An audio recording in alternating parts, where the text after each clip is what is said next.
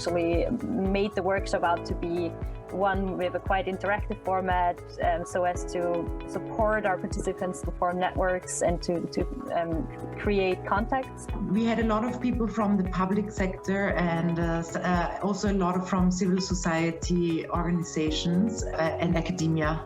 People were very interested in using the materials and distributing it among their peers, especially the researchers, and the public sector participants wanted to share it with their colleagues or with their students. The very diverse group was definitely good for the participants also to learn from each other, but also there were some who wanted to start new projects, to think about how they can set up their own collaborations, including civil society, not losing the values of democratizing innovation. It's a long process, and there will be change at some point, we hope. So everyone can use them. They'll be available for download after the project is finished.